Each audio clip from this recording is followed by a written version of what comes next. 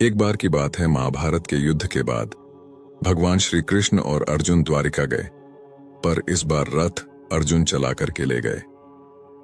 द्वारिका पहुंचकर अर्जुन बहुत थक गए, इसलिए विश्राम करने के लिए अतिथि भवन में चले गए।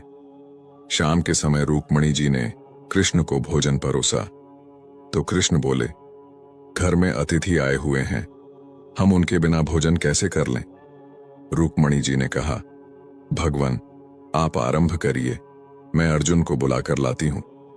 जैसे ही रूकमणि जी वहां पहुंची तो उन्होंने देखा कि अर्जुन सोए हुए हैं और उनके रोम रोम से कृष्ण नाम की ध्वनि प्रस्फुटित हो रही है।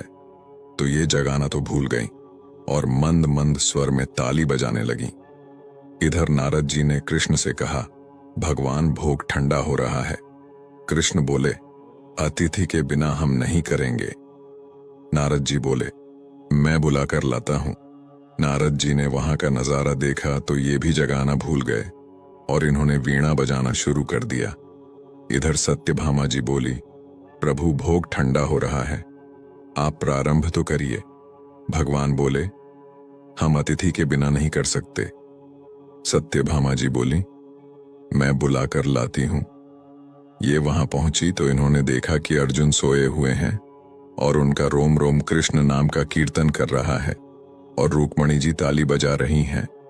नारद जी वीणा बजा रहे हैं तो ये भी जगाना भूल गईं और इन्होंने नाचना शुरू कर दिया। इधर भगवान बोले, सब बोल के जाते हैं, भोग ठंडा हो रहा है, पर हमारी चिंता किसी को नहीं है। चलकर देखता हूं वहां ऐसा क्या हो रहा है जो सब हमको ही भूल गए।